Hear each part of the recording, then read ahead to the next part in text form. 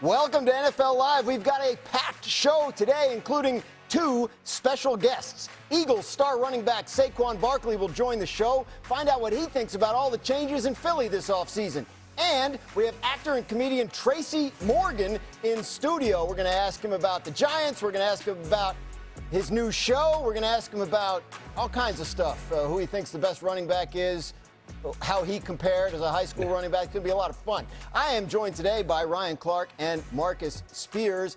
So let's get right to it, gentlemen. New on NFL Live, according to our Adam Schefter, the Rams are promoting past game coordinator Nate Scheelhaase to offensive coordinator, making quarterbacks coach Dave Ragone the new offensive coordinator, co-offensive coordinator / QB coach. Scheelhaase interviewed for 5 head coaching jobs during this cycle, but now the final offensive coordinator opening in the league has been filled in a very Rams kind of way. Remember, they also brought in Cliff Kingsbury to join the coaching staff under Sean McVay. So really just kind of a new mix of guys. RC, what do you think of what the Rams are doing out there with the offensive staff?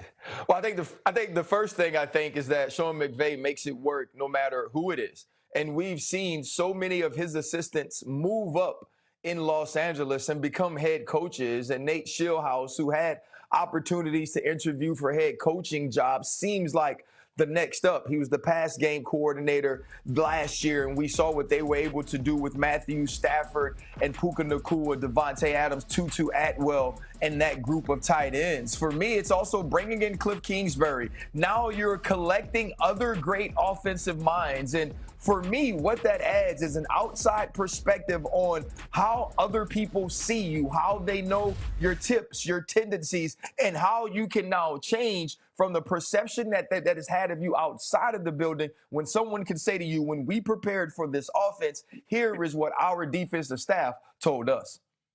RC, I love that. I'm going to go to the opposite side with these coaches. It's guilty by association in a good way. If you're Cliff Kingsbury, why wouldn't you want to come work for Sean McVay and see how a head coach with that tremendous amount of success has been able to sustain it?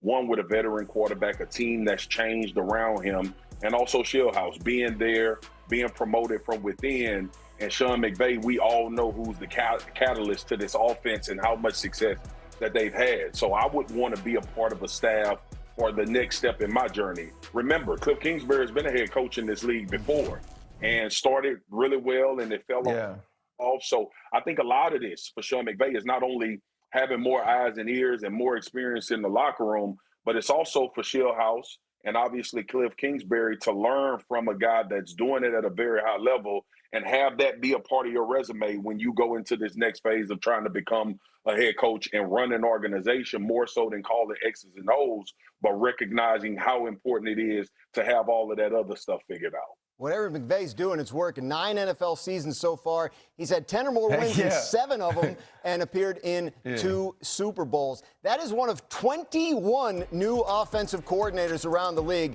this offseason. Just a monster number. So we want to go through some of the new offensive coordinator quarterback pairings. In Seattle, they brought in Brian Fleury, who has been part of Kyle Shanahan's staff in San Francisco the last several years.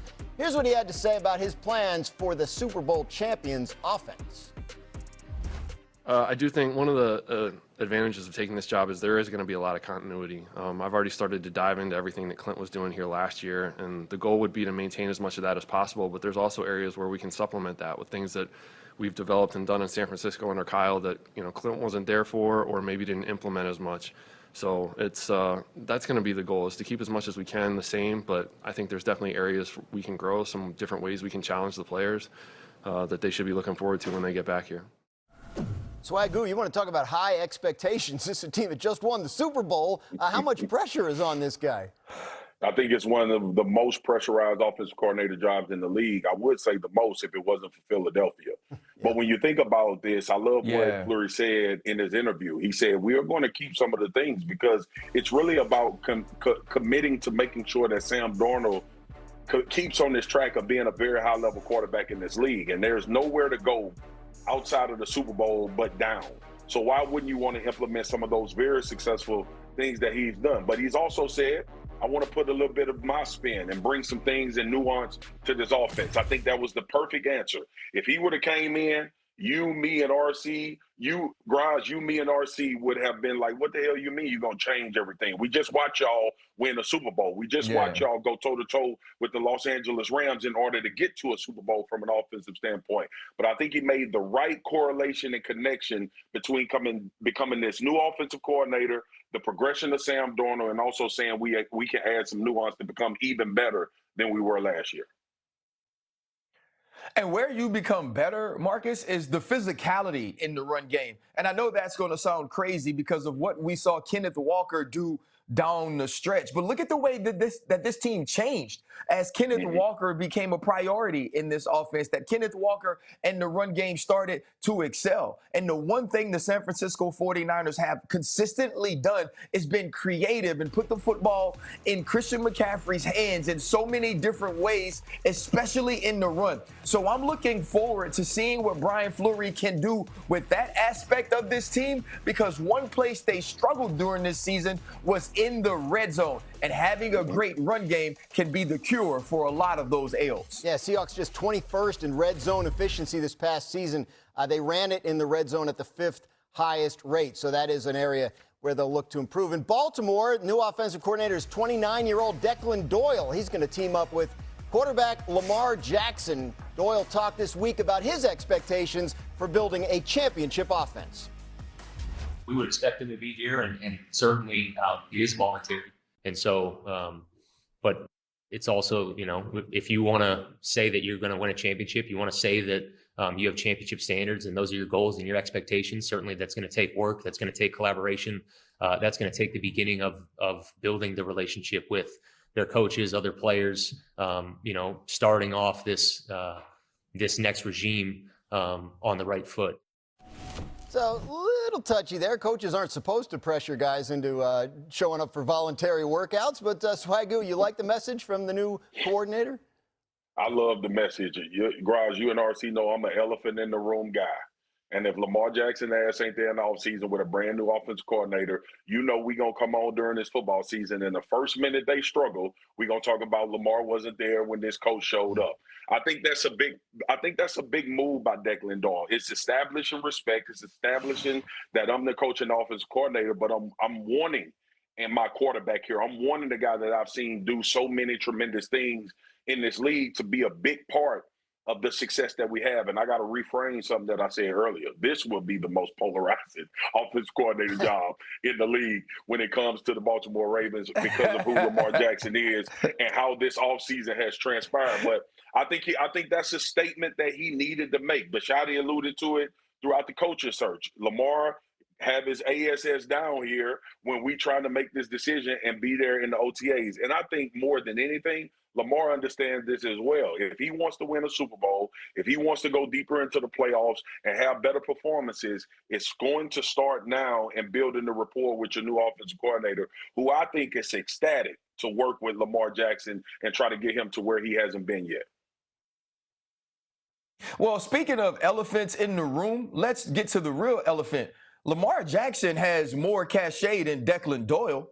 And I'm talking about more cachet than Declan Doyle in the Baltimore Ravens building, in every building around the NFL. And so the word that stands out to me is collaborative, right? Because we gotta get together and work on something that works for Lamar Jackson, something that works for the Baltimore Ravens. He needs to have input, and that's why he needs to be there. Lamar Jackson doesn't need to be in Baltimore in OTAs to get taught how to play football. Lamar Jackson knows how to play football. If you're Declan Doyle, you're getting this job when you were working under Ben Johnson, who's called plays. This is your first time at 29, the same exact age as Lamar Jackson. And so now let's collaborate. Let's work on something that you feel good about and add the things that I've learned working under a genius like Ben Johnson, seeing Caleb Williams ascend, and make this offense as explosive as it can be under the two-time MVP. And so when they get together this offseason, the conversation is going to have to be about what makes us most comfortable, and Lamar Jackson needs to be in Baltimore to have those conversations. Yeah, those 2 MVP trophies, but the reason there's a new staff there in Baltimore and John Harbaugh's gone is because they haven't had the playoff success, so we'll see what they can do to fix that. In Tennessee, new head coach Robert Saleh brought in Brian Daboll as his offensive coordinator. Daboll has worked with Josh Allen, Daniel Jones, Jackson Dart. He's going to work with Cam Ward now, and here's what he had to say about his new quarterback. Again, we've had some young quarterbacks previously with obviously Josh and Jackson at New York, but everybody's different. I don't want to just put him into a particular box. I think the most important thing is to first develop the relationship with the young man. I always like to see the game through the quarterback's eyes. And again, there's going to be mistakes out there that I think he's made on tape previous, and he might have a completely different answer. So that communication is really important. Yeah, I feel comfortable with Cam. His ability to throw the football, his athleticism. Everybody's a little bit different in their drops. Everybody's a little different with their throwing motion. I'm excited to work with this young man. R.C. Daboll was coaching the Giants this time last year. They looked at the top quarterbacks in the draft, so he's familiar with Cam Ward's game. How do you think this pairing works? I think this pairing is going to work really well. When you look at Josh Allen, Daniel Jones having a great year initially under Brian Daboll, and what we saw from Jackson Dart, he's clearly shown, Daboll that is, that he understands how to tutor and help some young quarterbacks come along. And when you look at Cam Ward's tape last year, there are 10 throws on his tape that are absolute dimes that nobody in the league could have done better. There are plays that he makes where he goes above and beyond the X's and O's. And I believe Brian Daboll will be part of this coaching staff and part of the people or part of the group that gets him to take that step and move to the next level as the first overall pick of the draft last year. I love that, RC. I love that he acknowledged that young quarterbacks are not a monolith. These guys are different. They think different. They see the game different, and the approach will be relationship and collaboration, like you mentioned with Lamar and Declan Doyle, RC. The one thing I like about Brian Daboll, I saw him in college at Alabama as an offensive coordinator. You saw him build Josh Allen from where he was and took a huge step there.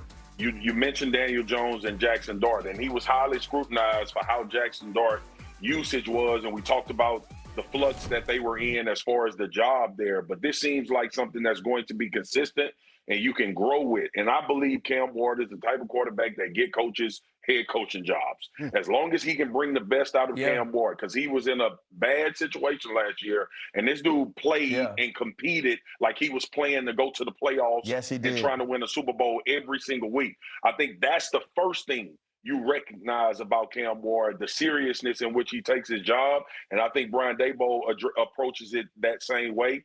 And there may be times, because with both of these dudes' personalities, that they butt heads. But I think it's going to be the type of butt head to get everybody better as opposed to going separate ways. And also, too, if you just have any time, you need to go check out the coaching staff of the Tennessee Titans. It's the baldest coaching staff of all time. Nobody has hair. Why they ain't hired me for D-line then? Yeah, Saleh has a type, it looks like, in putting his coaching staff together. For sure, big head. They're leaning into it down there. We got a lot more. We got a lot more to do here on NFL Live.